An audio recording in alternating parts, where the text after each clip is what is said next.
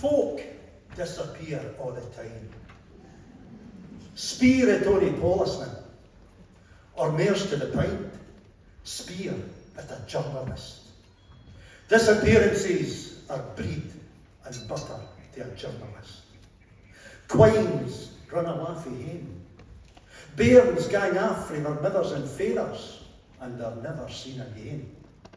Guidwives racks the ends of their tethers, tack the siller for the messages, and a taxi to the station.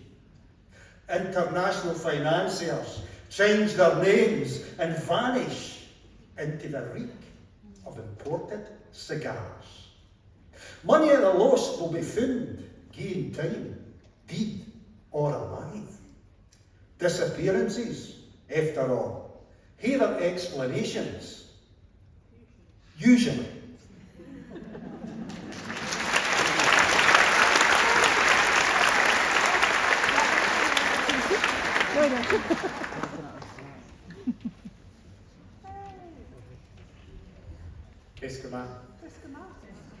It couldn't be an Outlander event without this song being sung once.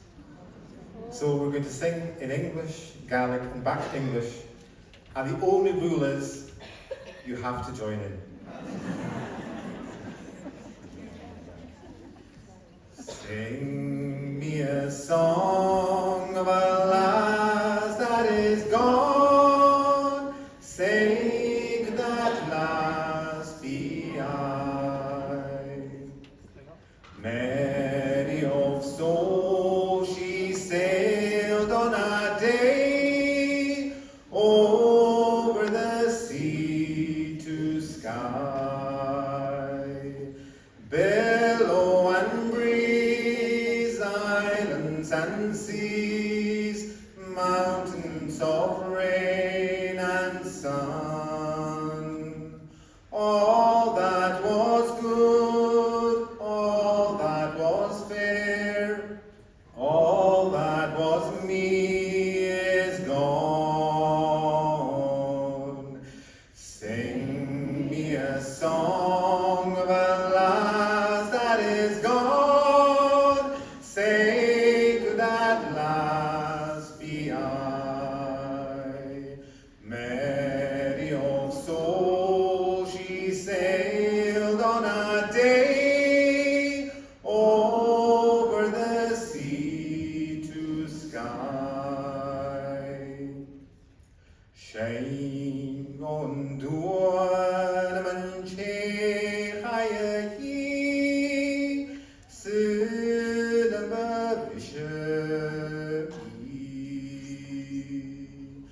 Holy har sal sich hoy nach gra, o hay no har sal. O Jack is quan northern amboy, mountain unnishks na gdein. Gach ni bag oma, gach ni bagen smal, falla gach ni a yearing. Sing me a song of a lass that is gone, say could that lass be I? Mary of soul, she sailed on a day over the sea to sky.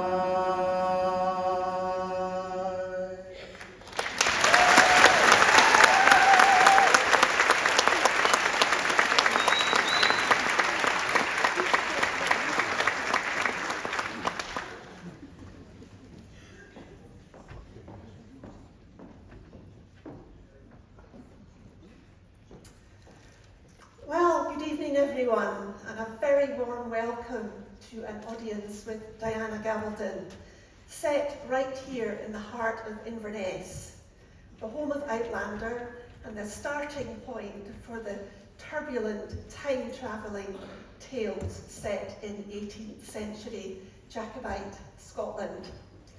My name is Caroline Keith, and I'm speaking to you tonight on behalf of the organisers of tonight's event, the Inverness Outlanders.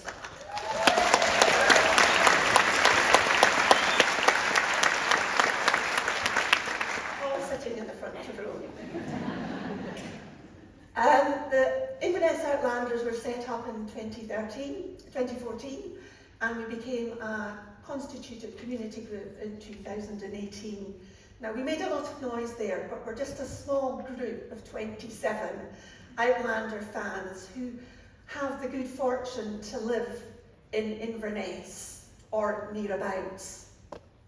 And we get together regularly for meetups to talk about events and demonstrations and events with a very specific topic, anything and everything to do with Outlander or Highland history and culture. But never did we think as a small group that we would be here this evening putting on a show headlined by the book's author herself, Diana Gabaldon.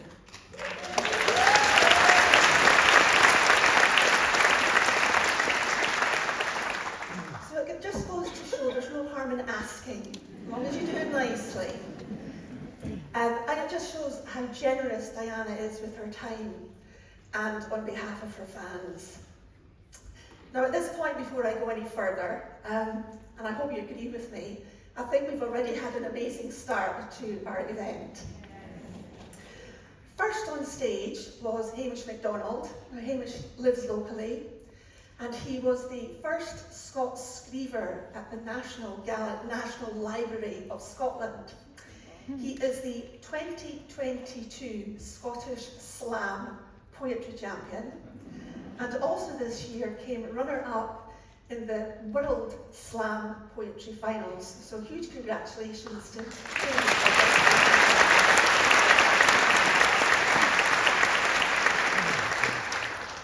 The prologue that you heard is one that I'm sure many of us are very, very familiar with. It's in the first book of the first series, the first Outlander book, and as we know, it refers to the fact that many people disappear all the time. But as I look around this auditorium, I have a feeling that there's no one here that has ever heard the prologue read in Scots before. I think that's something very special that we've heard this evening. So thank you very much to Hamish for that.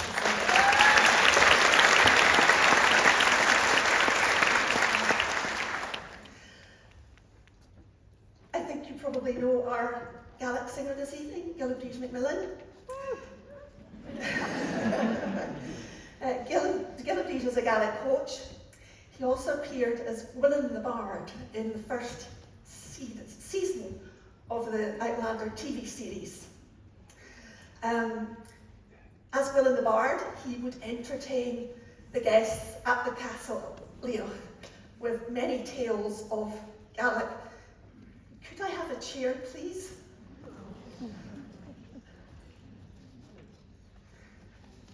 I'm sorry.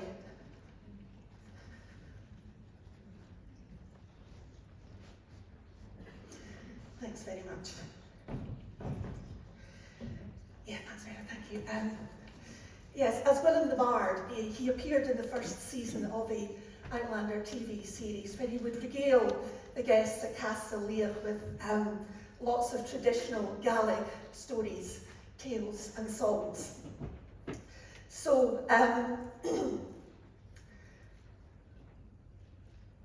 he's here with us this evening, and there was a little bit of information we hoped that we would share with you as an exclusive. But he tells me there are a few people on the other side of the world that have already heard this information.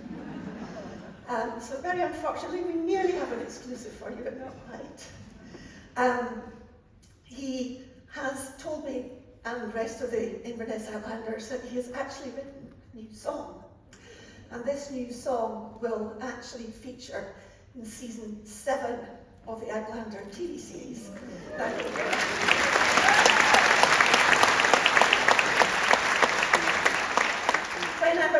appear on our screen, so you'll just have to commit that one to memory.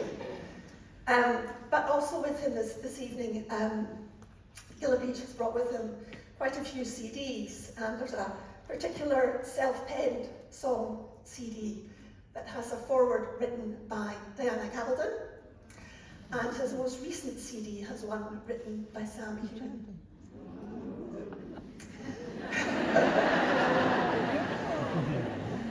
Anyway, without further ado, I think, would you like me to move on to the main event of the evening?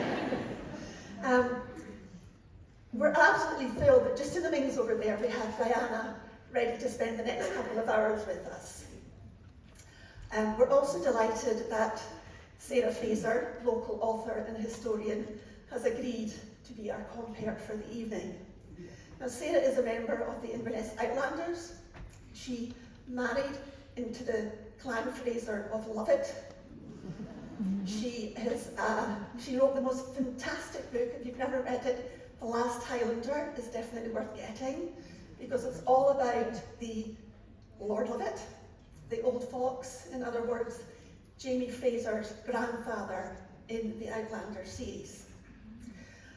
She appeared in Men in Kilts, together with Sam Hewitt and Graham McTavish. And she's also written a PhD in obscene Gaelic poetry.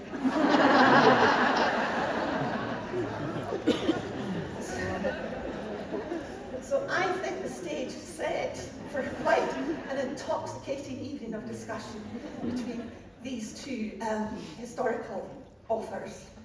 So I'm going to take me and my chair off the stage, and I'm going to ask Sarah Fraser to come onto the stage. Thank you.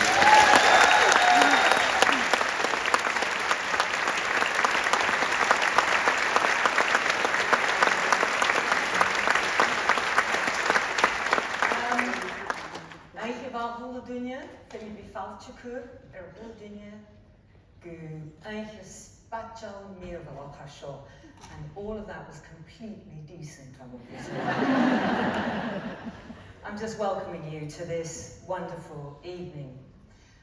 When Go Tell the Bees That I Have Gone came out in November 2021, it sold 200,000 copies in the first week in the US. And it's obviously gone well north of that now. But before that, Diana had sold over 50 million books in 38 languages in 114 countries. Her output, her body of work is amazing. Of course, we've got the major Outlander books, the 9 novels. We've got the Lord John series of novels, and many novellas and short stories inspired by events and characters in Outlander. At present, I believe Diana is working, I know she is, on book 10 of the Outlander series. And she's kindly agreed to read extracts from that tonight. And I think she may be working on a prequel, which is the story of Bee and Doo and Ellen Mackenzie, Jamie's parents, and probably thinking, I think, of a standalone novel on Master Raymond. And she has time to get her nails done. They are, I mean, how does the lady do this? They're a beautiful shade of sort of jade aquamarine, I noticed. Really, her reputation is legendary, quite rightly, and we are very, very fortunate tonight to welcome the incomparable Queen of Outlander, Diana Gabaldon.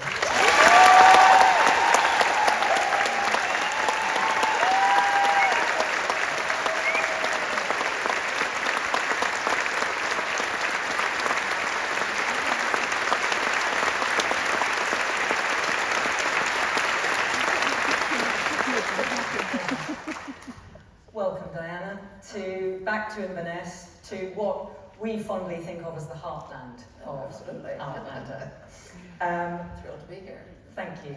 And on that note, I know that many of you will be familiar with the the beginning of Outlander, but I thought I would just ask Diana, if you would, to recount for us, to take us back to the beginning of how you found your two main characters and your setting.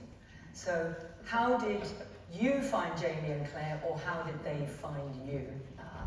Well, some of both, actually. I have known for a long time, since I was 8 years old, that I was meant to be a novelist. As it was, though, there's no clear track to being a novelist. It's not like being a lawyer, where you can go to school, get a license, and bang, you're a lawyer.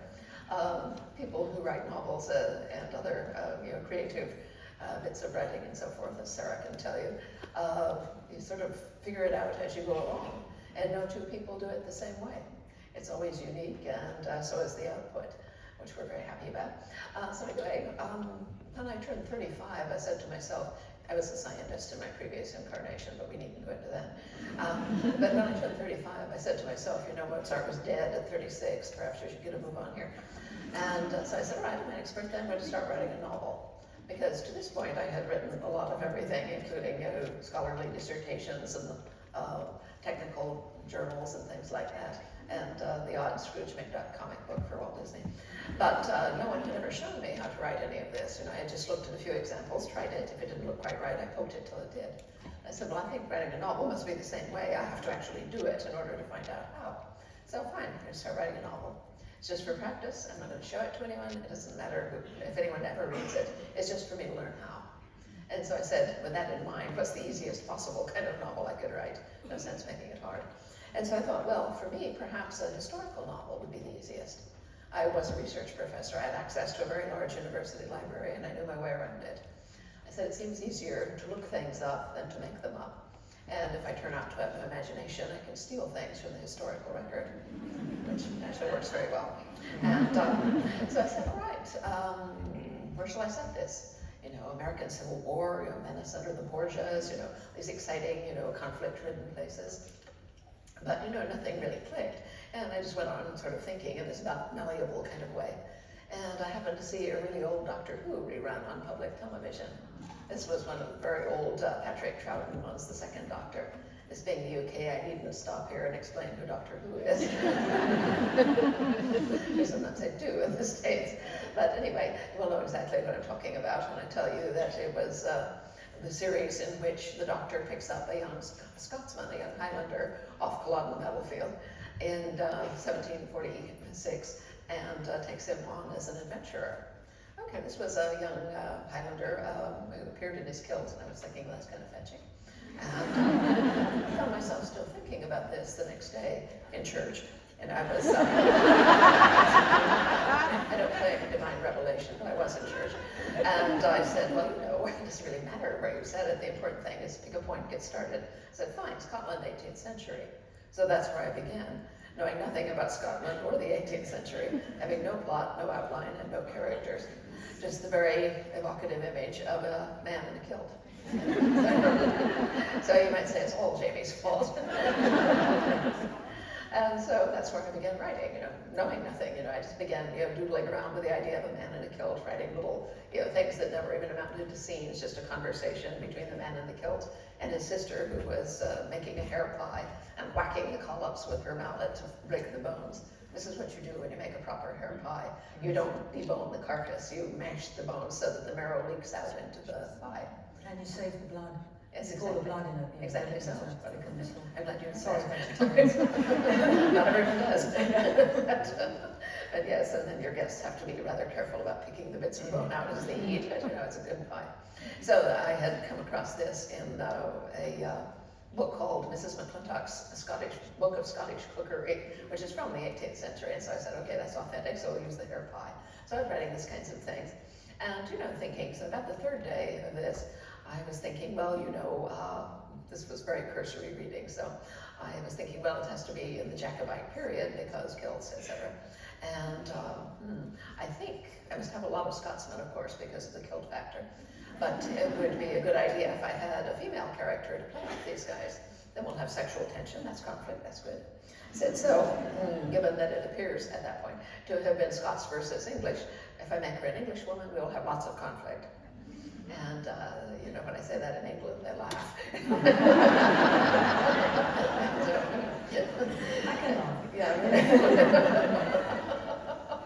Everybody here is going,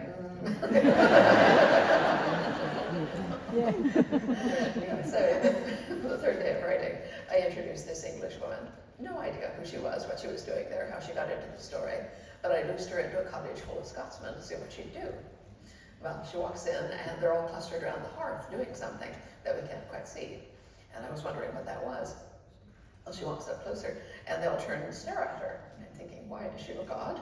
And one of them stood up and he said, my name's Dougal Mackenzie, and who might you be?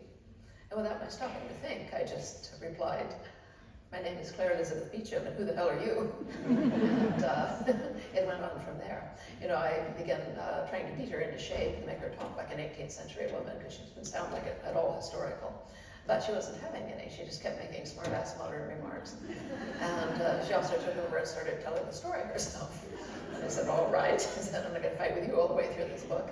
Go ahead and be modern. I'll figure out how you got there later. So it's all her fault that there is time travel in these books. Thank you. But how do you see them now, Jamie and Claire? Because you've had your writing relationship with them for 30 years. Yes. Do you, when you're writing, do they speak to you and do you see them as Sam and Katrina? Oh, no, not at all. You don't at all? No. Gosh, that's quite a feat to keep that very strong presence of them out. Or is it not? No, it's not really a difficulty. It may be that I have some very beneficent form of ADHD, but I don't think in a straight line. And I find it very easy to compartmentalize things. You know, for a long time, I've read since the age of 3, and I love to go to the movies and so forth. And so when I would have read a book and gone to see the movie of it, quite frequently they were very different. But I found that I could easily hold each one of them as a separate thing. And in some instances, you know, they overlapped some. You could see exactly where the roots came from. I wasn't thinking any of this at the age of 10 or 11, mind you. But that's just what was going on, is that I could, in fact, hold those two images separately with no problem at all. And so when the TV show started up, well, I was helped in this because Sam was the first person cast. They'd been expecting Jamie to be very, very difficult to find. In fact, Meryl Davis, one of the executive producers, confided to me that she expected they would search for months and it would finally turn out to be the UPS man.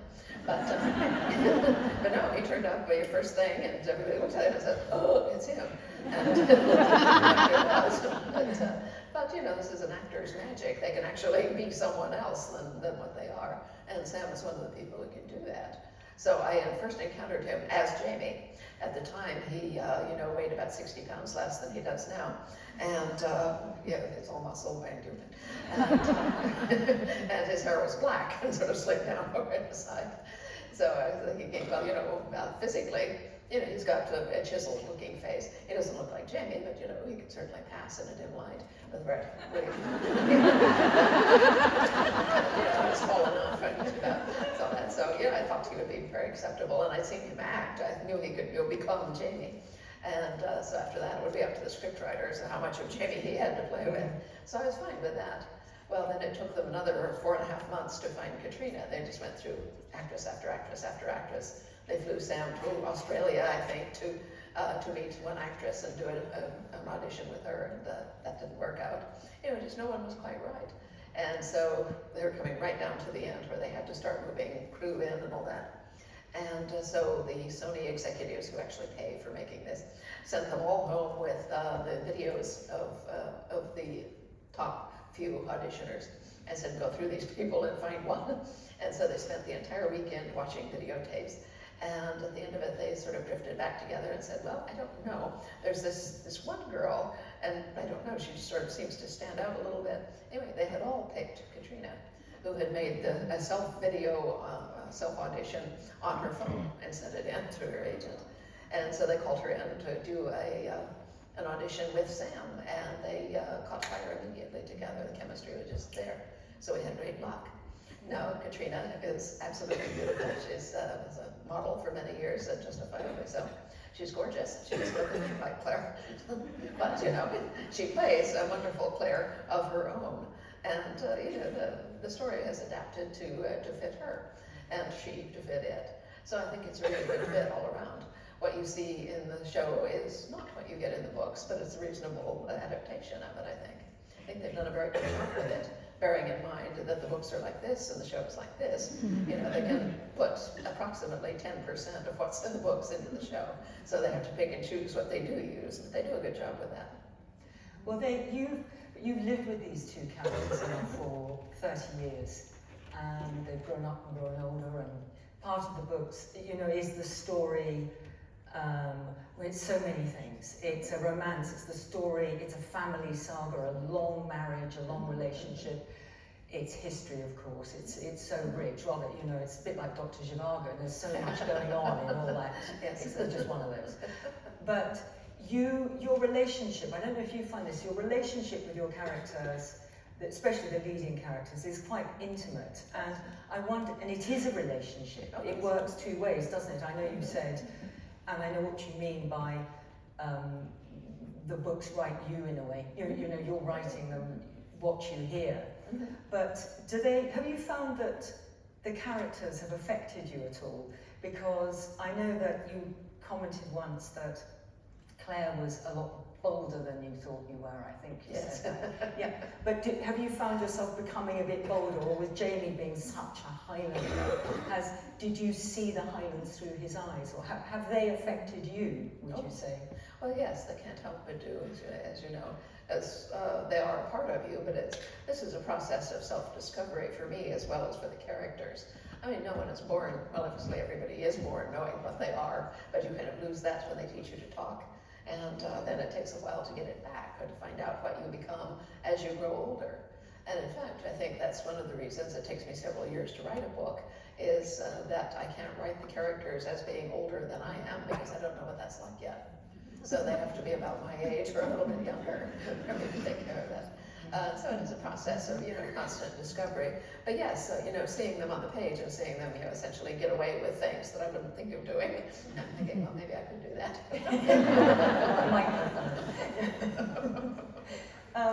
And I mean, among all the things they are historical fiction.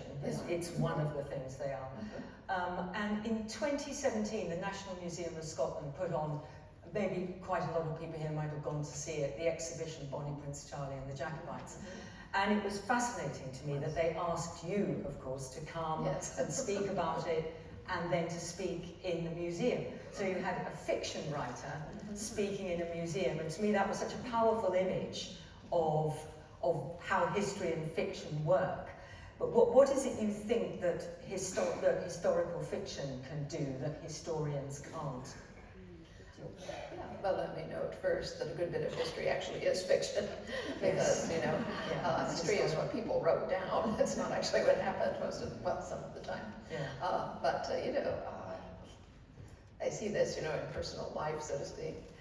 You look, as a researcher, into the history of things. You look for the primary sources. This was written by people who were actually there, rather than people who wrote down what someone else said to them. And you'll see that there's a considerable difference. It becomes distilled. Sometimes, you know, themes, aspects, acts become more vivid, more visible with repeated telling. Sometimes a lot of what seems to be less important stuff falls away. And it's sometimes hard to get back to the bedrock of what actually happened. And not all of what happened makes a good story. If what happened makes a good story, it has a much better chance of survival. Which is why, you know, the story of David Rizzio and Mary Queen of Scots is fairly vivid. You know, you get stabbed to death in front of the Queen, you know, people are going to notice. And, you know, write about it. There's a wonderful book written by Denise Mina called Rizzio, in fact, in which she reimagines this and does so, you know, really beautifully and vividly. And with a lot of research that I had never seen before. So, you know, shredding things apart between history and fiction is not always a clear-cut thing to do. Now, for me, it was, because obviously I was writing fiction, but it did need to be based on historical research. This is not to say that people who write historical fiction don't take liberties, because we do, but I had the advantage of having a time-traveling character, which makes it a lot easier, because she has the forerunner's eye. You know, she's outside of things. She's seeing things and explaining them to the audience. And so, of course, it can be colored by a modern sensibility, because that's what she has. So I didn't have to work too hard to keep my own sensibility out of the story. And then it was only in later books that I began stepping back into the actual minds of, and changing into the viewpoints of the actual historical characters. By that time, I'd been living in that milieu long enough that I felt that I could do it, you know, with a degree of authenticity. But as to identity, there is a local group of fans where I live who will take me out to tea every now and again and start picking my brains as to what I'm working on. Not that I will tell them, but yeah, well, everything. But on one of these occasions, they started in on the character of Black Jack Randall. And they were saying, oh, he's so loathsome, he's such scum, I can't bear him, he makes my skin crawl. And I'm sitting there sipping my tea and thinking, you have no idea you're talking to Black Jack Randall, do you? Graham Greene called it the splinter of ice in the heart. Exactly. You have to be able to look at everything, don't you? Exactly. In fact, we were talking about that earlier, about violence in that period. Yes. That it was part of the times, because I know there's been debate. I've seen debate on fan sites about the element of violence, but it has a function. I mean, I think two things. One, I think there's a lot more violence in everyday life now than we There is. mostly realise, because it's behind closed doors, but the doors weren't so tightly closed then, were they? Because I was the same as Diana, in London in the 18th century, you could only not beat your wife before dawn because you'd wake your neighbours up. There wasn't, in principle, anything against it. So that violence was, it was a physical time, wasn't it? Yes, very much. And it has a function in your book. It does. Doesn't it? It's always illustrating character, That's right. I think. Yeah, character and the times in which they live. You know, if you live in a time where you are constantly under some sort of physical threat, you're going to be a lot faster to reach for your dirk when some stranger comes over the horizon than you otherwise might be. And much more likely to resort to violence as a means of meeting what you perceive as a threat. Yeah, but it's also, speaking about history on the, well, not the gentler side, it's equally passionate, but we were mentioning earlier also the spirituality of the age.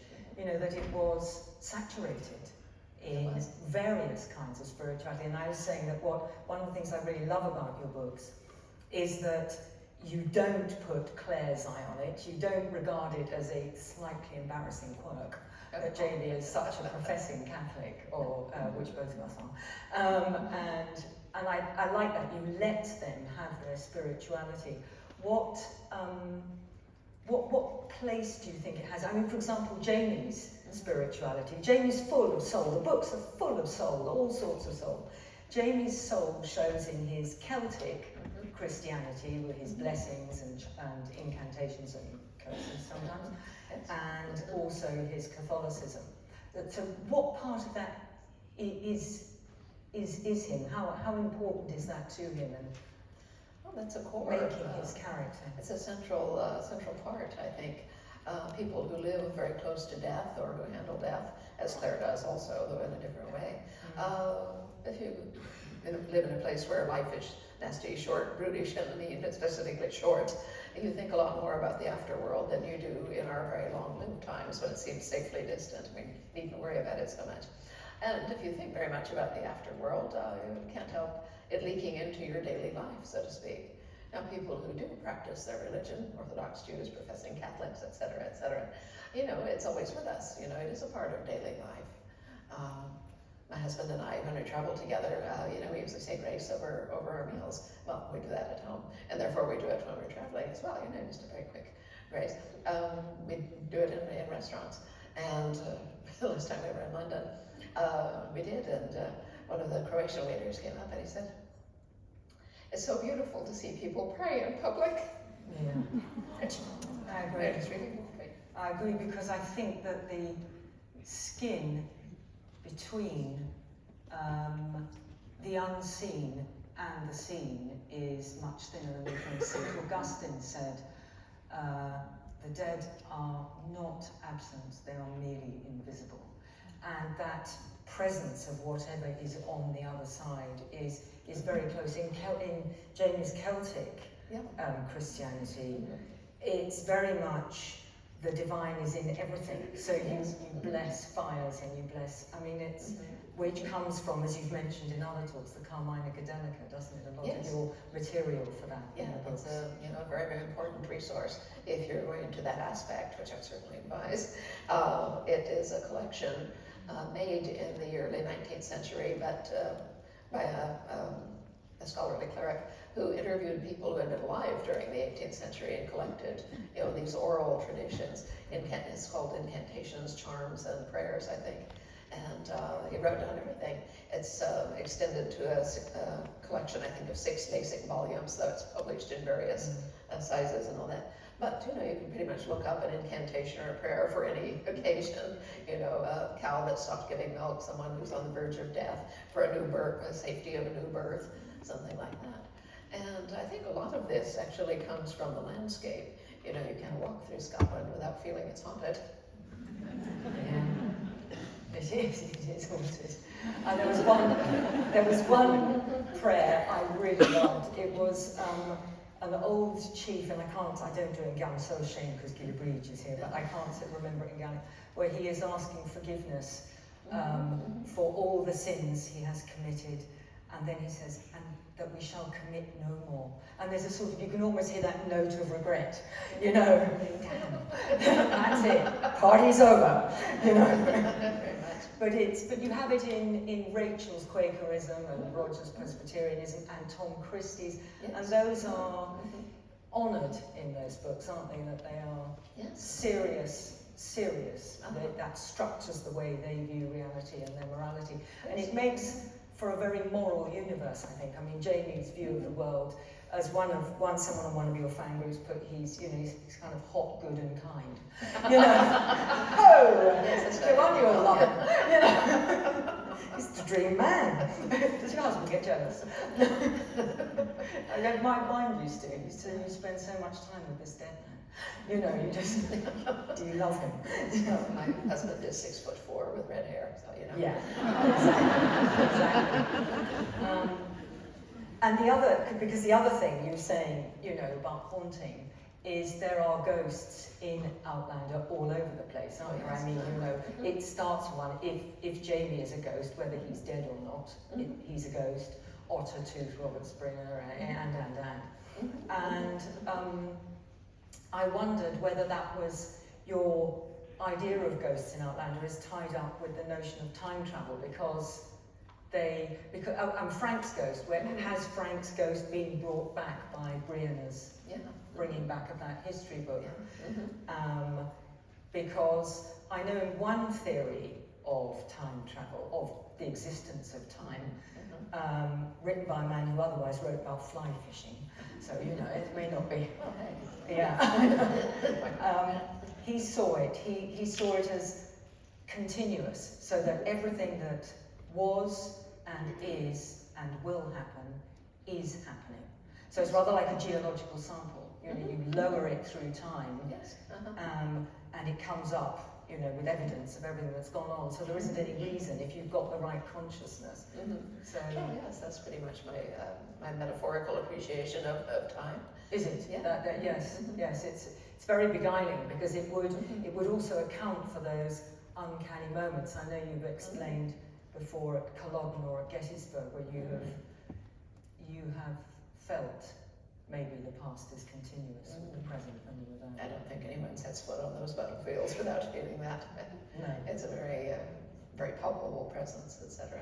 But the ghosts in the books are of different sorts. Some of them actually appear, like Ottertooth appears to Claire. Others, like Frank, as you say, in his book.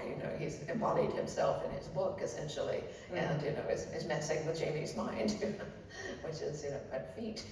Yes, he is. An aunt, a Fraser aunt. We had Love Another 45, the old fox, Jamie's grandfather. We had his false teeth, of all things, which were removed at the moment of his beheading, because they shot out, presumably. But she picked them up one day, and she was a wild and hairy old aunt. And she was gone, because she then said afterwards, the psychometric property, i.e. the kind of psychic footprint of those teeth, she was back in the carriage going up to Tower Hill, and she could smell the bad breath of the people leaning in and what they were shouting above her. Yeah, I don't doubt And it. when I read that bit in Bees, I thought, oh, that's just reminds me of, Yes, you know, thing, yeah. yeah. And the other big, uncanny and spiritual thing that is the blue light. The blue light that comes from Master Raymond and his descendants. And basically the blue light allows you to perform miracles. Well, essentially, yeah, it's healing energy. And, you know, today, you know, we're well past New Age, etc. But people who are into a holistic healing and body work and so forth recognize the existence of, you know, an energy that is associated with the body, but not actually, some of it is inside you and some of it is outside you, but can be manipulated from the outside. And so, you know, I have had a number of strange massage people because I have a bad neck and all that. And the ones that were into body work as it was have been by far the most effective, even when they were not directly touching me. They were sort of tracing the lines of energy through my body, and they could tell where the problem was without actually touching me until they got to it. Yes. So it is perceptible in some way. I don't know how other people perceive these things. I do as, you know, just sort of a, you know, a warm buzz is how the best I can describe it. You know, and it doesn't always happen, but every once in a while you touch something and there it is. And the thing is that it seems so normal. Is what's so odd about it. I suppose it depends also on one's personal experience of ghosts. I've had people write to me and you know, tell me about their own experiences, and you know, they vary, but they are completely real to the people who have had them. They don't doubt at all that they have been in contact with, you know, someone who's dead. And even though the person was interacting with them, or in some cases, you know, speechless, they were still quite sure that that was what they had seen or experienced. And why not? Yeah. But what I like is you, in the books, the books are also so densely and knottily realistic. You go to a lot of trouble, don't you, to establish the domestic reality. Yes, absolutely. Do you do that consciously? Are you aware that the book is going to have to be able to contain and be capacious enough to take on these otherworldly? Oh, exactly. Yes, well, that's, you know, as you probably know, a writer's technique. You create this sense of immersiveness by, you know, drawing things with small, vivid details, a lot of small, vivid details, and creating this sort of net that envelops your audience, where they feel, you know, secure and, you know, as though they expect things. And so if they find a fish in the net with them, you know, they're not alarmed. And when I was writing Outlander, at one point I told my husband I was somewhat distressed because I wanted to have a witch trial in the book. And I said, but you know, the last witch in Scotland was executed in 1722. And you know, my story has to take place in 1743. So I'm not sure what to do, you know. I was a scholar, I was a researcher, you don't write false things. And he said, what is it going to say on the spine of your book when they publish it? And I said, well, it'll be a title. And he said, what else? I said, well, fiction. And he said, okay, so you start out by expecting your readers to believe immediately in time travel, and you're worried that your wishes are 20 years too late. I said, well, you have a point. So we got our witch trial, even though it's not accurate. There you are. You have to, as I say, make small artistic adjustments. And what about, can I ask you next about the Gaelic element in your books? Because Jamie continuously uses affectionate diminutives, you know, and little phrases, and he's brought those with him with other things. What is the Gaelic? How does that function in him? His sort of sense of being a Gael and a Highlander. Well, that's a very innate part of him. You know, he wouldn't even think of it as being, you know, a part of him that is him, or he is it, as the case may be. In writing, I realized quite early on that I would need to have some Gaelic in the book, because I realized that in the Gaeltacht, people didn't speak English. On the other hand, if you're writing an English story, and if your viewpoint character is English, people are going to have to talk to her, and so we can stretch a few points and give Jamie a reason for being fluent in English and so forth. That is, he studied in Paris, he's been around. And, but you still have to have that Gaelic sense that you are in a strange culture and feel that strange language, but have it be a part of daily life, of casual endearment and address and so forth that Claire would quickly become accustomed to. And even though people then say things in Gaelic that she doesn't understand, as she says in a later book, where people actually call me a witch, and he said, yes, frequently to your face, Sassenach, so she would speak Gaelic. But anyway, we needed to have Gaelic. Well, obviously, I am not a Gaelic speaker, or a Gaelic learner even, I'm afraid. But my research came up somewhat short, being that there were no really Gaelic resources in the Arizona State University library, good as it was. And so I was looking, for some sort of Gaelic dictionary, at least, to pick up a few words from. As you might expect, Gaelic speakers are sparse on the ground in Phoenix, Arizona. So it took me some time. I finally tracked down a Gaelic dictionary from a place called Steinhoff's Foreign Books in Boston. And this big, well, before the internet, I called them up and said, I'm looking for a Gaelic English dictionary. They immediately, bless their hearts, said, Irish Gaelic or Scottish Gaelic? I said, I found the right place. Yeah, Scottish Gaelic, if you please. So they sent me this small volume, which I used when I was writing Outlander to introduce, these touches and so forth. Well, I came to Scotland for the first time in the middle of the second book, because we were lucky enough to sell the first one immediately, and they gave me a 3-book contract. And so when my contract with the university came to its end, rather than renewing it, I said to my husband, well, we won't starve if I quit. I would really like to go and see what Scotland looks like. I think I must go see it. And so we did. And I acquired a much bigger and more comprehensive Gaelic English dictionary, which I used in the second book.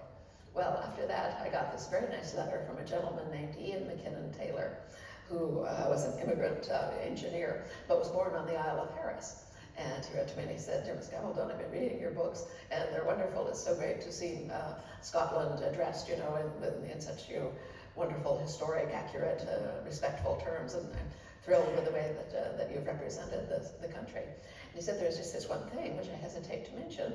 I am a Gaelic that's my natural language. I'm a Gaelic speaker, and I think you must be getting your Gaelic from a dictionary. It's not that the words are wrong per se, but you're not using them idiomatically or grammatically the way that a real Gaelic speaker would. He said, could I perhaps offer you my services in translating? And I said, where have you been all my life, Mr. So Ian helped me then with the next 3 books, and then his wife had health issues and he was not able to. But at that point, I had found several other very kind and thorough Gaelic speakers and Gaelic learners, and the last 2 or 3 books I've been helped by Cathy Ann McPhee, who many of you will know as a TV presenter and singer, and by her good friend Catherine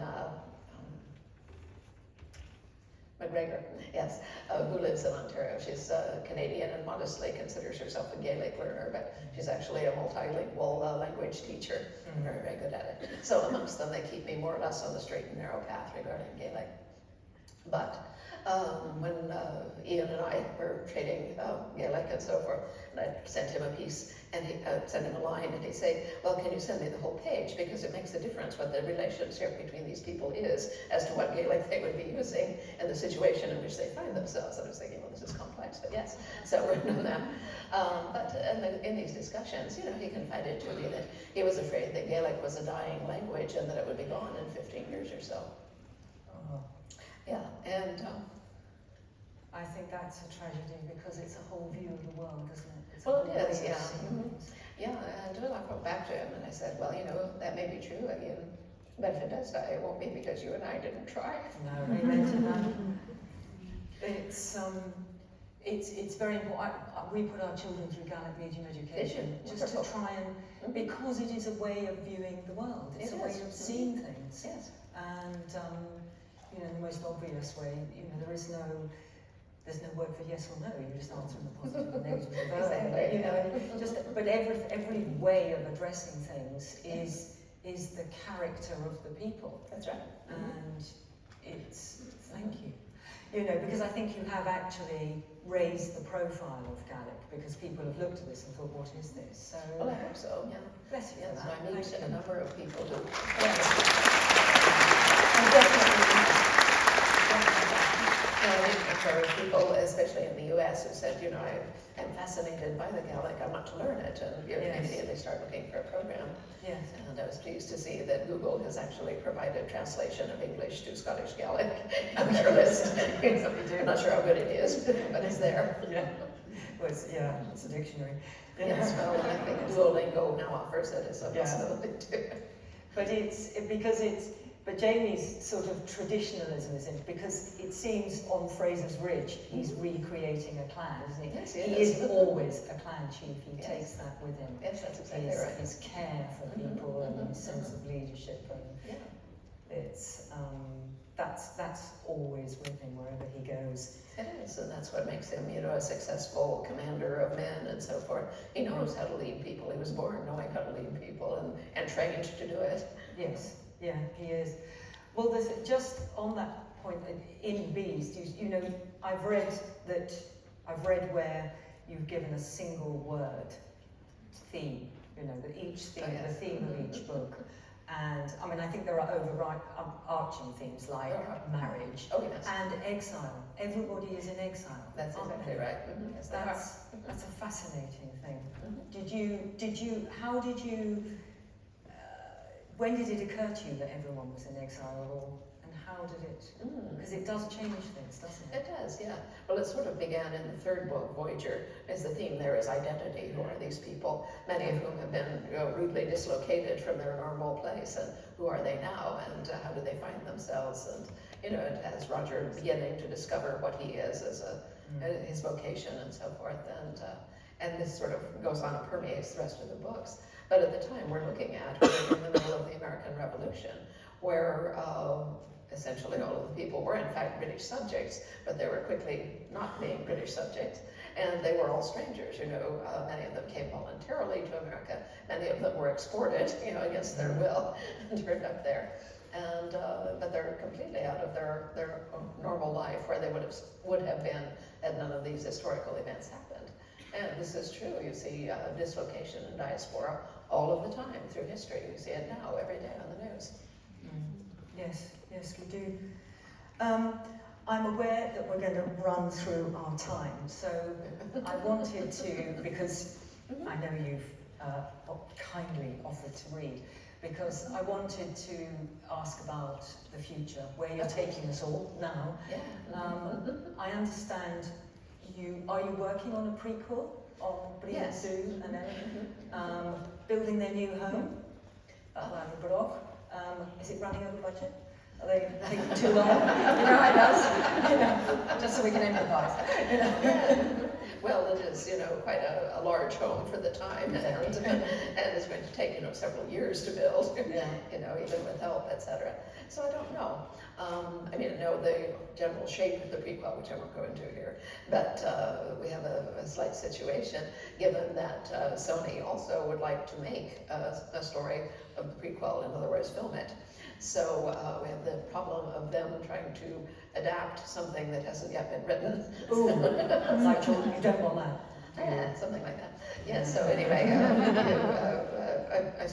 I know the executive producers very well, and they're the people who would be doing the prequel.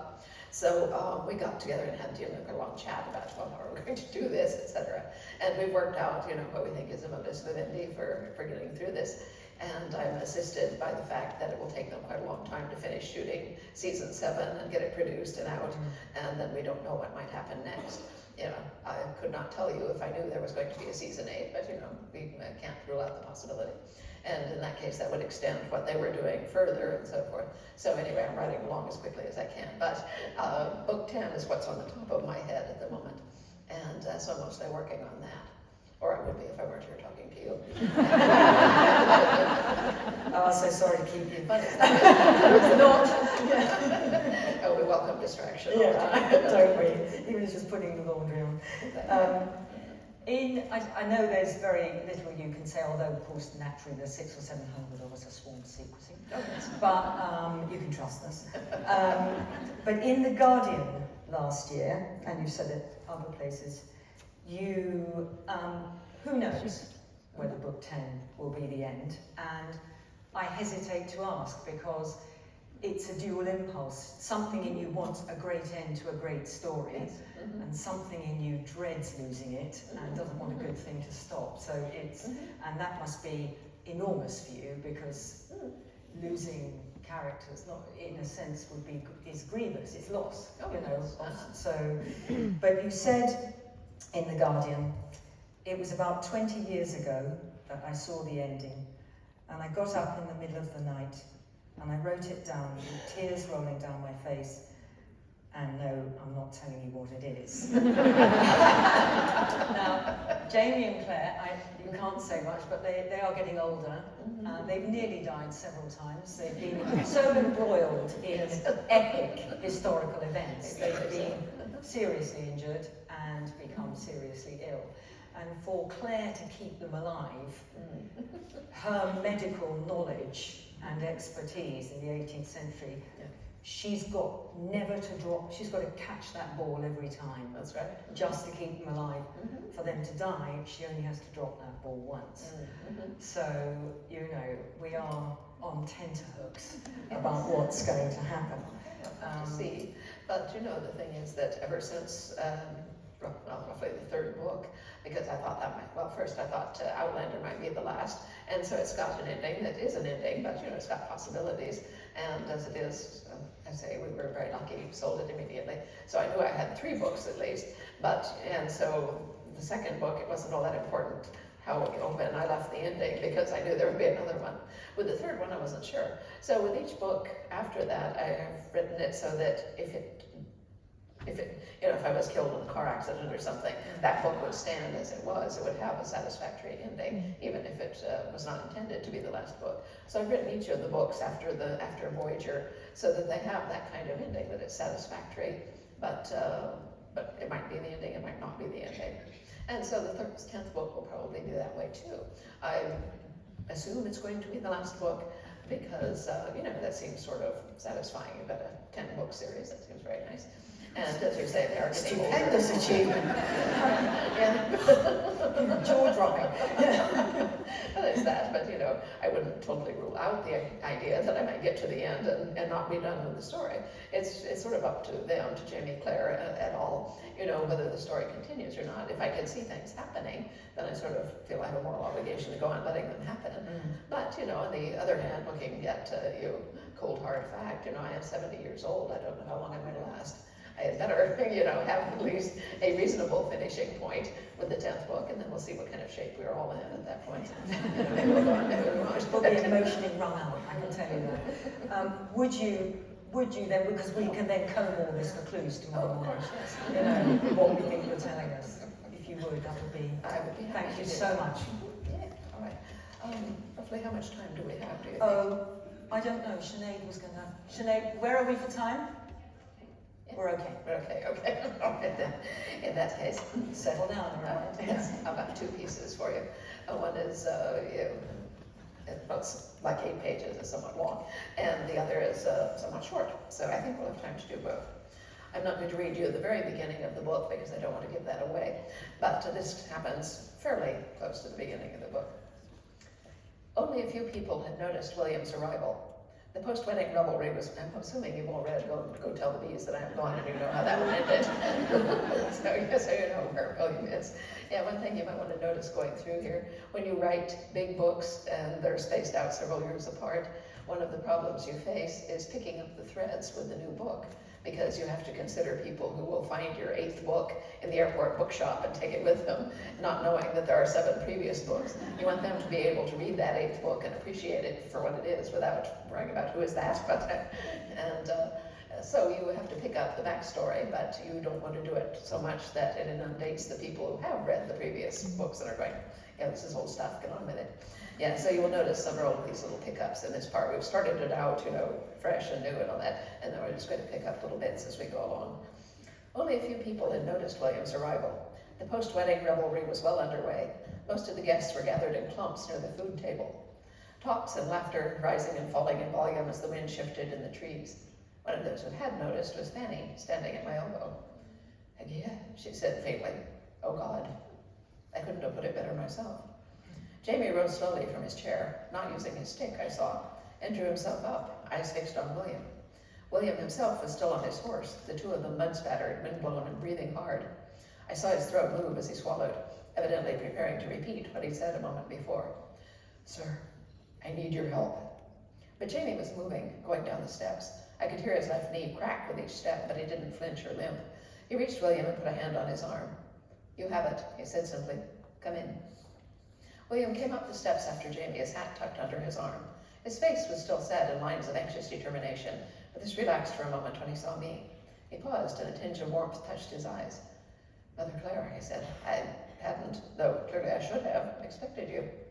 His glance flicked past me, taking in the open doorway behind me, the fine, heavy door and the long, broad hallway beyond, lined with Brianna's sketches and paintings. "I know," I said, smiling. "It gives you a bit of a turn when you see someone out of place, so to speak." The corner of his mouth twitched briefly. "So to speak," he said, at once acknowledging and dismissing the circumstances in which he had been accustomed to seeing me, as Lord John's wife. And as quickly as it had come, the warmth disappeared and his jaw set again. Jamie was waiting at the door of his study. William had just set foot on the threshold when Fanny spoke behind him. "William," she said, her voice clear but uncertain. He turned to look back, surprised, but then smiled and stepped back on the porch, reaching to take her hands. "Frances," he said softly, looking down at her. "There you are." "Here I am," she said, smiling up. She'd blushed when he turned to her, but her brown eyes sparkled. "Shall I take care of your horse for you?" "Oh." He glanced down the steps. The horse, a big, muscular, dark bay, was munching grass beside the path, his reins carelessly looped over the hitching rail. William glanced at me, and I made a tiny nod in Fanny's direction. "That's most kind of you, Frances," he said, and squeezed her hands briefly before letting go. "His name is Trajan, and I'm sure he will be as grateful for your welcome as I am." She turned at once and skipped down the steps, glowing. William looked after her, the smile still on his face. "I nearly said, 'How you've grown, Frances,'" he remarked, sotto voce to me. "But that wouldn't have done, would it? I always hated it when Papa's friends would say that to me." "It would have gone over like a lead balloon," I assured him. "She has, though, and her speech is nearly perfect now." I glanced over my shoulder. Jamie had gone into the study. "And, how is Lord John these days?" "I wish I knew," he said, face and voice both suddenly bleak. He took a deep breath and walked past me down the hall. I didn't know whether I ought to be present at whatever conversation he was about to have with Jamie, but neither of them had shut the door, so I walked quietly in and went at once to the cupboard where the visitor's tray was kept. A plain pewter object, but equipped with several shot glasses, a bottle of fairly good whiskey, and a jug of water. Jamie met my eyes, but didn't say anything as I set the tray down. He put a glass in front of William, poured a dram, and said casually, "Aye, so?" "It's concerning it's Lord John, sir." "Yeah," Jamie said, with somewhat more force than Fanny had used. He drew a deep breath through his nose. "What is he?" "And sit down, my lord," he added, nodding to a chair. "I don't know." William sat down, adding, "Don't call me that." Then adding a hasty, "If you please, sir," as an afterthought. Jamie raised one brow. "Do you ken what his lordship is, Mr. Ransom?" he asked politely. "No, goddammit, if I knew where he was, I would have got him back by now." The outburst startled us all, including William, who pressed his lips together. "I beg your pardon, sir," he said stiffly. "I have been searching for his lordship for some time, for months. I'm somewhat..." He made a brief gesture indicating emotional disturbance, lack of sleep, and or deep fear, and Jamie nodded. "They'll manger," he said in good French. "I expect so. I expect it wouldn't be helpful to ask where you saw him last." "No," William said dryly. He'd nearly got himself back under control, though, and helped the process along with a slug of whiskey. "Though for what it's worth, I last saw him in the drawing room of his house in Savannah in May. Later in the day, after I'd left, he received a written message, and whatever it said, it apparently caused him to go immediately to the docks. The cook told me. She was present when he got the message, he added, but she didn't see what it said or whom it was from." "Did he tell the cook he was going to the docks?" I asked, and he shook his head. "No, but he did go there. A bookseller on one of the quays said she'd seen a fair-haired man in a good coat with a soldier's queue who'd asked her if there was a ship called Palace in the harbour." "But if you didn't know he was going to the docks, why did you look for him there?" I took the bottle and poured a bit more whiskey all round. This was clearly going to take some time. Willie gave me a slightly odd look, as though he might ask me to leave the room, but instead took another mouthful and swallowed it. "Are either of you familiar with a man named Percival Wainwright, or for that matter, the Chevaliers of Montmoret?" Jamie looked blank, but I felt a light, cold touch on the back of my neck, like the caress of a ghost. "Yes," I said. "Lord John mentioned him once or twice. He was John's stepbrother, I think he said. His name isn't Percival, though. It's Perseverance. And Perseverance?" Jamie leaned forward, interested. "A Quaker, is he?" William cleared his throat and looked down. "Definitely not," he said. "He's dead, though," I told Jamie, and William looked up at me. "He is now," he said. Half an hour later, the whiskey bottle was empty, but all three of us were stone cold sober, and there was a ball of cold dread in the pit of my stomach. According to William, Perseverance Wainwright was dead, and Lord John was missing, kidnapped by a man named Richardson, or so Percy had said before dying messily, poisoned on the hearthrug in Lord John's house. Jamie rubbed a hand hard over his face, opened his eyes, and looked at me, one eyebrow raised. Is it possible? He said. William's lips pressed tight together, and he made a noise that might have been a stifled snort. I shouldn't be surprised you think me a liar, sir, but ask yourself why I should tell you such a tale, or why I should be here. I have been, Jamie said frankly. Asking myself, I mean, and now I'm asking my wife. Possible, yes, I said, trying not to show just how disturbing that possibility was. John's brother, you know the Duke, sent me a note last year asking me what herbs I'd recommend for the extermination of the pests. I wasn't sure that he was serious, but I've never known how to make jokes. Jamie made a noise that was definitely a snort. No, his Grace has a sense of humor, he said, very cynical. But you're right, he doesn't make jests or play with words like his brothers. So, did you answer him? I did, I said, exchanging stares with him. On the basis of what I knew was growing in Savannah at the time, I told him that an alcoholic extract of foxglove would be poisonous, but he should take care in using it. I thought that he might be intending to use it on mice or rats, I added defensively. There are mice in most houses in Savannah, and cockroaches. Both of them snorted. I ignored this. But do you actually think Hal intended to poison someone? A person, I mean? Or Percy specifically? Because your description of his symptoms sounds very much like foxglove poisoning. But from what you say, it sounds as though Percy got hold of a bottle of poison brandy entirely by accident, doesn't it? God only knows. William closed his eyes briefly, and I saw how tired he was. His young face lined and smeared with the grime of long riding. He summoned his strength, though, and straightened. I don't care how or why Percival, or Perseverance, Wainwright happened to die in Lord John's house. He came to tell me where Lord John was, and why. Why? Jamie glanced at me, then fixed his gaze on William. So his lordship is, to the best of your knowledge, being held aboard a ship called Pallas, in the hands of a man called Richardson, whom you ken yourself as a right bastard that's tried to kill you more than once. And now he said he means to kill Lord John? Yes. But you didn't ken why. William rubbed his hands hard over his face and shook his head. I told you what bloody Wainwright told me. How would I know whether it's the truth? It sounds, he flung out his hands in a violent, hopeless gesture. Jamie and I exchanged a quick glance. How indeed. It sounded like insanity to William. It sounded much worse to me and to Jamie. Jamie cleared his throat and set both hands on his desk. I suppose that bit does not really matter, whether we believe it or not, I mean.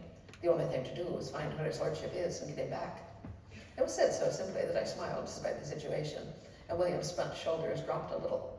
You make it sound so easy, he said. His voice was dry, but the note of strain in it had gone. Mm-hmm. How long have you been on the road, lad? Don't call me lad, William said automatically. 3 months, more or less, looking for Lord John or for my uncle. I can't find him either. Aye, well, 24 hours will not alter your prospects of finding either one.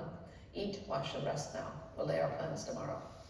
He turned his head to look out the window, then glanced thoughtfully back at William. It was nearly evening, but the yard and the nearby trees were still alive with people. I could tell what he was thinking. So could William. Who do you mean to tell them? He nodded toward the window. That I am. A lot of them saw me, and Francis knows. Jamie leaned back a little, looking at his son. His son, and I felt rather than saw the warmth that touched him at the thought. You didn't have to say who you are. He caught William's skeptical glance at his face. We'll say you're my cousin Murtaugh's lad, if you like. I swallowed a startled laugh that went down the wrong way, and 2 pairs of dark blue eyes looked austerely down 2 long straight noses at me. I've done with lies, William said abruptly, and shut his mouth hard. Jamie gave him a long, thoughtful look and nodded. There's no way back from the truth, Ken. I don't have to speak Scotch, do I? I'd pay money to see you try, but no. He took a deep breath and glanced at me. Just say your mother was English and she's dead, God rest her soul. If anyone asks, I said, trying to be reassuring. Jamie made a brief Scottish noise. They're Scots, Sassenach, he said. Everyone will ask. They just may not ask us. Music was beginning to gather, fiddlers and drummers and zitherers coming down from the woods. There would be dancing as soon as it grew dark. Come with me, William, I said. I'll find you some food. He took a breath that went down to the soles of his boots and stood up. Thank you, sir, he said to Jamie, bowing slightly. Surely you needn't go on calling him sir, I said, glancing from one man to the other. I mean, not now. Aye, he does, Jamie said dryly. All the other things he might call me are things he can't, or won't. Sir, will do. Flicking a hand in dismissal of the matter, he rose from his chair, grimacing slightly at the effort needed to do it without bracing himself with his hands. You know, William said in a conversational tone, there was a time when you called me, sir. He didn't wait to see if there was a response to this, but went out and down the hall toward the kitchen, his steps light on the boards. "Why, you little bastard." Though I was more amused than shocked, and so was Jamie from the twitch at the corner of his mouth. "Fine thing to say to someone, you've just asked for help." Well, I suppose it depends who you say it to. Jamie lifted one shoulder and dropped it. He was 6 the last time I called him that.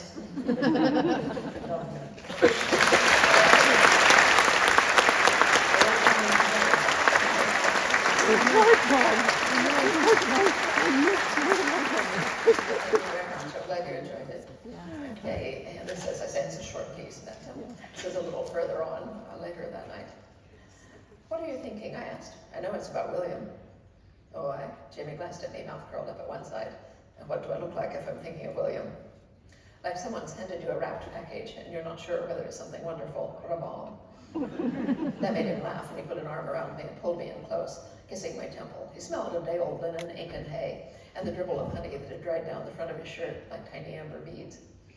"Well, one look at the lad and your can will explode before too long," he said. "I only hope he doesn't damage himself doing it."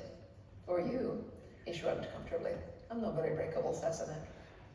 Says the man with 5 bullet holes in his hide, to say nothing of enough surgical stitching to make a whole crazy quilt. "And if we start counting the bones you cracked or broken," wait, I've never broken anything important, just the odd finger, maybe a rib here and there, "and your sternum and your left kneecap."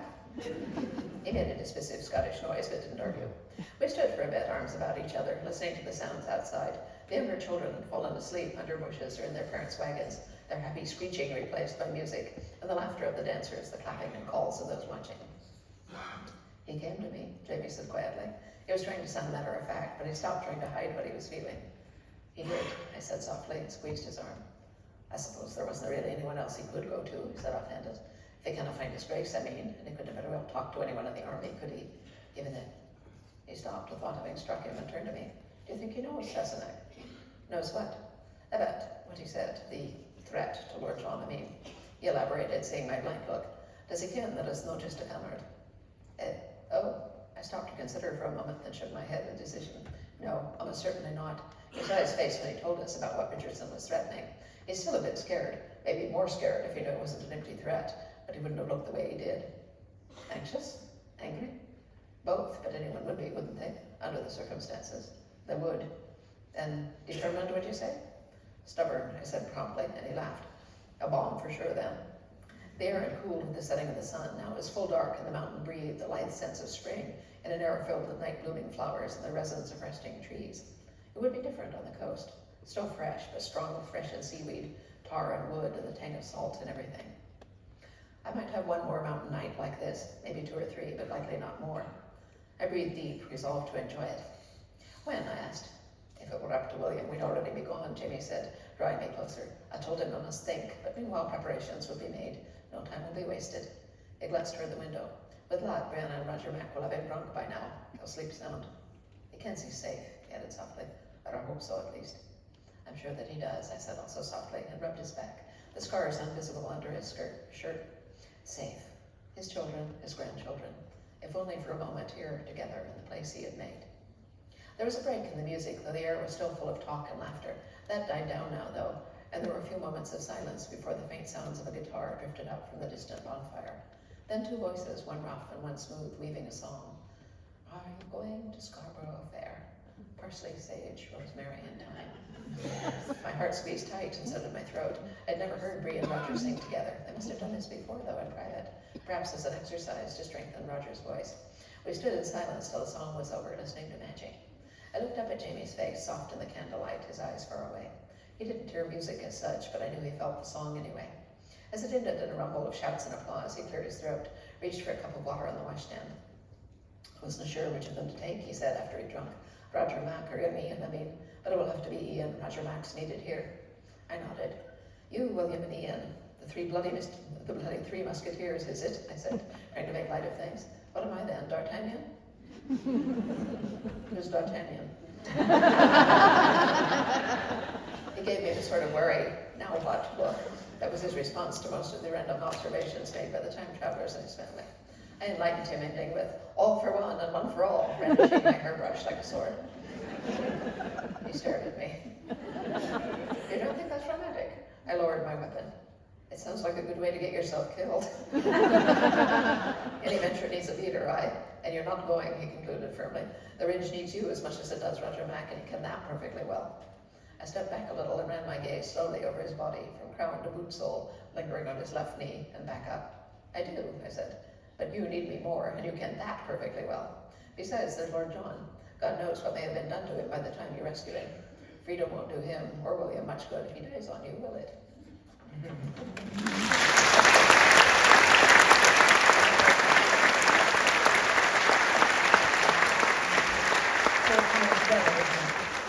Some big plot lines coming together there. Yeah, thank you so much. Well, thank you so much, and thank you so much for a wonderful interview. Oh, no. Thank you, Diana.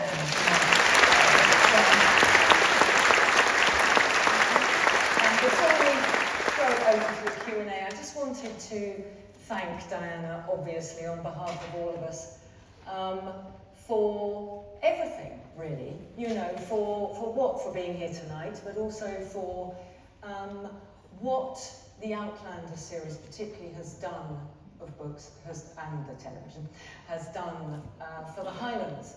You know, Oprah Winfrey said, you know, why do I love reading?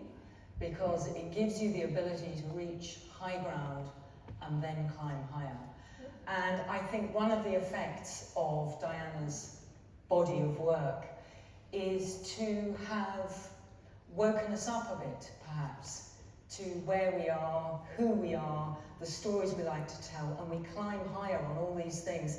You know, on the blurb of books you often read, this book has changed my life. And what does that mean? Well, in this case, I've met many people who say Outlander has changed my life. And it slightly means that waking up to your sense of place, to who you are in the Highlands as Highlanders. And for that, we can only be grateful. Bless you. Thank you so much.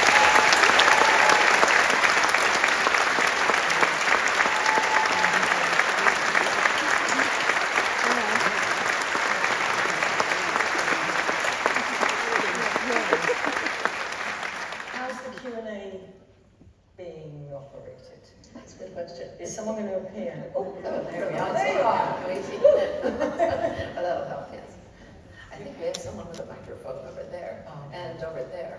Okay. I don't know if there's anyone up above, but okay. The people down here get to ask questions, so I hope they ask something you want to know. Questions. Who has got something they would like to ask? Yeah, would you stand up if you have a Yes, could question you? so that people with the microphone can see you?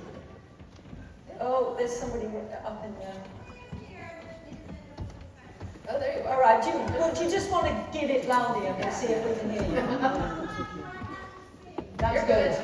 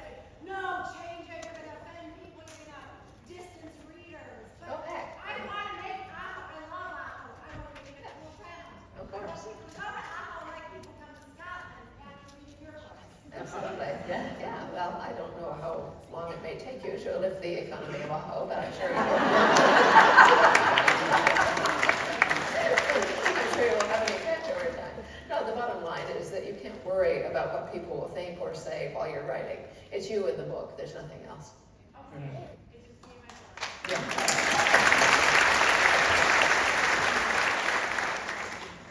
We have someone at the back there, yeah? Hi, I was just wondering, when you set out to write, do you have a particular target of words you want to write, or do you just take it as it comes, as we say? Well, it's a little bit of both. In the beginning, it's a little slower, and then it picks up. By and large, my walking pace, as I call it, is 1,000 words a day. If I get that much, I feel that I've done a good day's work. And some days that comes very quickly. Usually it takes me about 2 hours to write that much. But, you know, it's a fairly intense effort. I'm not doing anything else at that time. The rest of the time I'm usually doing 3 things at once. As the book gets closer to its conclusion, everything starts to pull together. I can see the entire shape of the book, and therefore it gets much, much easier to write things because I know there's a missing piece here, and I know what's in that piece, so I can then sit down and write it rather than, building it a kernel at a time. I write with a kernel of something I can see or sense concretely. I write it as a sentence, and then I stare at it, take words in, put them out, and move things around until that sentence looks good. Meanwhile, the back of my mind is, kicking through the compost and thinking, well, what time of day is it? Where is the light falling from? Is there someone in here with me? Is there a fire? Yes, my feet feel warm, but my fingers are cold. Where am I? And things like that. So that takes quite a bit longer. So if I get 1,000 words under those conditions, it might take me 4 hours. Or, 2 sets of 2. I can't really sit and write for more than 2 hours at a time. I need to get up and move around. But it's a matter of your own chemistry, your own time availability, and the way in which your brain works. It's the most important thing of being a writer is figuring out how your own brain does work and working with it. Because if you read books, people say, oh well, they're telling you what works for them. They're saying, oh, you must write an outline, or you must do bubble graphs, or something like this. That's what works for them. I mean, try it if you like, but if you instinctively recoil from the idea of an outline, don't try it. Try to write one. Try to write what works for you. I can't write in a straight line to save my life, and I don't ever work with an outline because of that. I write where I can see things happening. This has something to do with why my books are the size they are, but So, basically, you're going to have to figure it out for yourself. But as long as you keep at it, you will figure it out. So good luck. Thank you very much. You're very welcome.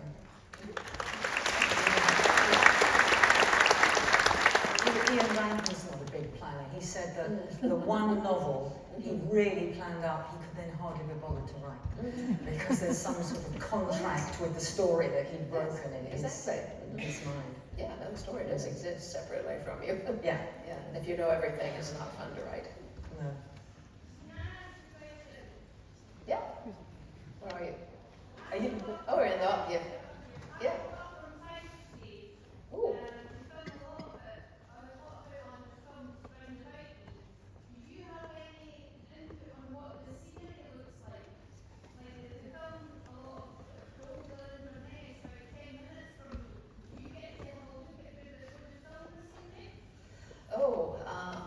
Well, let's see. They have the books to go from, so they know what I know about the scenery and whether they choose to take that. I can tell you because I do work with the film people. I've written scripts for them. I've been on set with them and so forth. Technically, they can't go farther than a 90-minute drive from Cumbernauld, which is where the studio is, because to do so involves moving 250 people and a large number of cameras and technical equipment, to say nothing of all of the actors and their trailers. So, economically, you just can't do it. So they have to find places that can be used as though they looked like the places they're supposed to be. For instance, they used the village of Corras instead of Inverness, and evidently nobody had a big problem with that, as far as I know, except perhaps the people in Inverness. It didn't look particularly like Inverness to me, but they CGI'd in the river and things like that. So, yeah, so no, basically, I can tell them what's in the books, but they're not going to listen to me if I say, well, you have to, go up to 5 in order to film this. They're just going to say, well, no, it's going to be over by the river there. You're welcome. So, do you have any kind of response or any kind of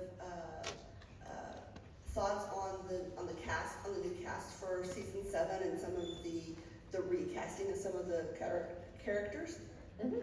Yeah, I've seen them all pretty much by now. We have had to recast the character of Jenny because Laura Donnelly, who played her, doesn't want to come back. She says she's not interested in playing an old grandmother, so she's not coming back. And so they did have to recast that part because we couldn't do without her for the part where they're back in Scotland. Now, I have seen only one long scene involving the new actress, but she's really very good. She has a strong superficial resemblance to what Laura Donnelly might look like if she was 40 years older and, slightly more broadly built as becomes an older woman. But her voice is almost exactly the same as Laura Donnelly's. It's got the same, slightly hoarse, deep timbre to it. And if you closed your eyes, you'd think you were listening to Laura. and she's also a very fine actress in her own right. So I think she'll work fine. You'll be a slight shock when you see her, because you'll immediately, it will lie on top of your mental picture and you'll take a minute to readjust. But I think it will work fine. As for the new cast members, the main one, of course, is a young man playing William, and he's being played by a young Canadian named Charles Vandervaart. And I saw his audition, they said that to me, and just as it was with Samuel, that's him, I'm amazed, but he's really got it. He's got that, sort of brash, young man who thinks he owns the universe, sense, while still being extremely charming and nice. I told my husband that I was going to go and meet Charles for breakfast. I was doing something in Fergus, Ontario, and he was on break from the film. His mother lives near Fergus, and so he invited me to breakfast. Then I'm going to go and have breakfast with Charles Vandervaart. And he said, ask him how often he got called Vanderfart at school. Well, there's a reason we've been married 50 years. Yeah, anyway, we got along very well over breakfast, and I did mention that to him jokingly. And he said, tell him every single day. But no, he's a really good actor, and he and the other actors that he's been with, he hasn't been interacting with Jamie particularly yet. They did do the hat scene, I can probably tell you that. Where they're having, it's the Battle of Saratoga, and Jamie shoots the hat off the head of a British soldier. He was aiming for his head, of course, and it just took his hat off. Well, he learns, he's come to say goodbye to Simon Fraser, and William is talking to another senior officer and so forth, sober tones, and the senior officer is saying, where's your hat, sir? And he said, some rebel whoreson shot it off my head during the battle. And the officer is saying, good God, man, you could have been killed. Jamie, of course, has just come out of the tent and is hearing this. And on impulse, he's got his own hat under his arm, and he walks over and says, without preamble, I believe I owe you a hat, sir. And then stands up and walks away quickly. And William standing there looking gobsmacked. And the other man says, I suppose that was the rebel whoreson who shot the hat off your head, who deprived you of your hat. I said, well, put it on, Captain. Because he's just been through it, and it goes on from there. Anyway, then switch to Jamie and Claire walking away. And Claire is saying, why did you do that? And Jamie, very moved, but holding it in as befits him, is saying, well, because I just realized that for the second time in his life, I've come within an inch of shooting my son. Because he said the first time was the night of his birth. And his son says, I just thought I must speak to him as a man, in case it should be the only time. Yeah. I think it's beautiful.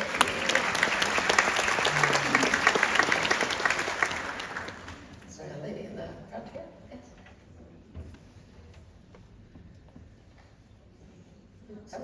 Oh, all right. Way in the front, yeah, okay. Go do it. First of all, I just want to say thank you for everything, like Sarah was saying, for Inverness, for fans, for friendship, and everything else. Thank you. The question I have, though, is if you could invite 3 characters round for a meal, who would they be and why? I sort of don't have to, because they live in my head all the time. Can't heard it at any point. I suppose I would pick Frank and Jamie, and probably Lord John as a referee.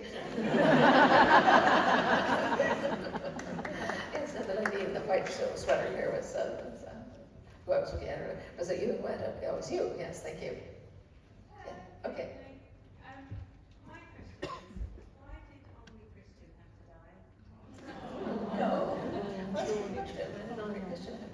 Well, I didn't want him to, sometimes things like that just happen. And in fact, when I realized that was what happened, it was very upsetting. And I tried as hard as I could to think of a way in which that didn't happen, and it just didn't work. That was one of those things that happens. I didn't plan it.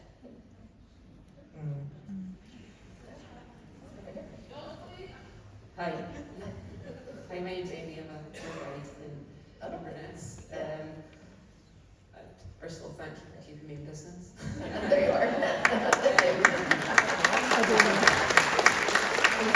just wanted to ask, when you were writing the series and the books, that if you had any kind of idea of the impact that you'd have on the tourism industry in Scotland, And also, you know, in reference as well, chapter 19 in your first book, the water horse. Yeah. Oh, well, there is actually a story about that. It's a story, the chapter in which Claire meets the Loch Ness Monster. Well, what it was we were getting to the point where I was beginning to think this might be an actual book, in which case we would have to try to sell it to a publisher. The way publishing works, in very brief, is that your agent sends the manuscript to an editor who thinks he or she might like it. And if the editor does like it, they recommend it for acquisition, the publisher buys it, and then the editor will work with you on the book. You know, they'll point out anything they think might better be left out, or might be improved, or, you know, perhaps we could do this, or I'd like to see more of that character, or something like that. Well, I had done enough work in scientific writing and so forth that I knew that the thing editors will do is chop things out just to earn their salary. You know, because even if it doesn't need to be chopped out, they need to be seen to be doing something, and so they will take out things. Well, this book was very tightly structured, it's all the pieces fit together. And so I thought, well, what if I wrote an extra piece that wasn't structurally attached to anything else in the book, and was so outrageous that it would immediately attract the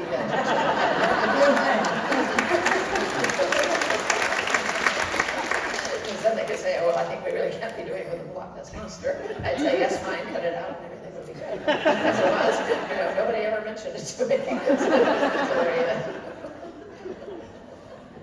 Right, well, let's see who's up next. Hi. I think we can only take one more, is what I'm being waved at from the side. Hi, Fraser from Kilharity, so right beside Beaufort Castle, and it blows my mind how accurate you have the Fraser clan, and how you describe them, and you know, for being a Fraser, I'm currently reading the first novel and thinking, did she marry one? Does she really know? How did you, from 30 years ago, manage to, you know, hit the nail so well on the head to describe, yes, our clan? Well, part of it is just reading. One of the things that I did while doing research was to read anything written by a Scottish author, because that's how I picked up the cadence of Scots. Because even if Scott is speaking straight English, reasonably straight English, you'll still get that sentence syntax. And when I teach writing classes, I say, for instance, if you go into a hotel in New York, the clerk will say, can I help you? And if you go into a hotel in London, they say, may I help you, madam? If you walk into a hotel in Inverness, as happened to me, they say, can I be helping you at all then? As you know, it's the same thing, and yet it's said so differently that you can tell immediately the difference between who these were. So anyway, I was picking up language by reading this, and in the course of that, I did read a number of different books, some of which addressed the differences between clans, their description, but I have to thank George MacDonald Fraser for his description of Clan Fraser, which was very vivid. Yes. Okay, do we need to stop now? I think we do. Is that right, Sinead? Yes. Well, I think so. I have to go and sign books, and if so, you can ask me questions if I Yes. Yes. Gazillions of books.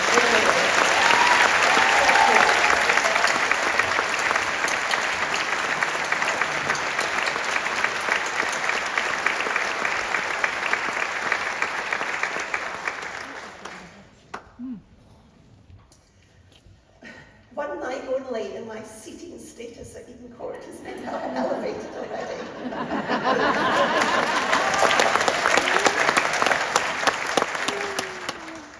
Well, they say of every good meal and every good evening that it should always leave you wanting for more, and I think that is definitely the case here this evening. Thank you both very much. But before we conclude this evening's proceedings, there are a few thank yous that I have to make to some people who have helped to make this evening possible. To Gordon Bain for the use of his photograph for our event poster.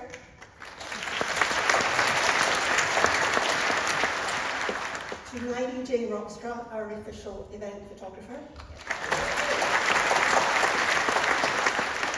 To Loch Ness Country House Hotel for the lovely seats that we have. To the Inverness Common Good Fund. obviously to Eden Court for running such a smooth development.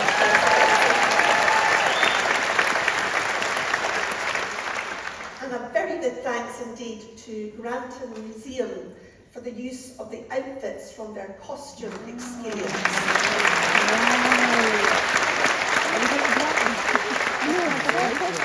And of course to the Eden Court staff who entered into the spirit of the 18th century.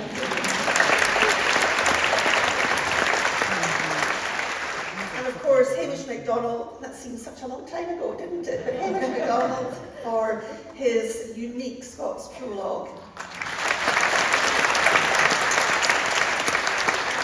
And to Gillibride MacMillan for his captivating Gaelic singing.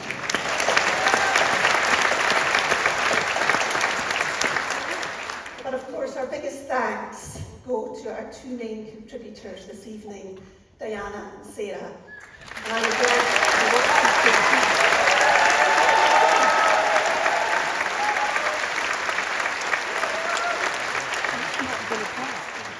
and I'd like to invite Lisa Davis and Julie Much, two of the committee members of Inverness Outlanders, to present both with a very small token of our appreciation.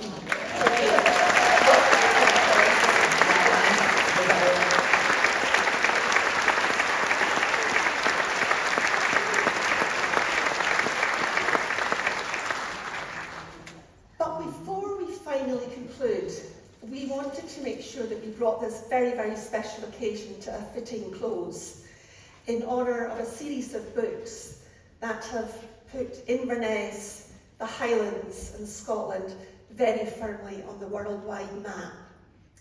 So in true Highland tradition, can we ask you to sit back in your seats and enjoy the unique version of the upcoming rousing piping anthem, Highland Cathedral. Oh, no.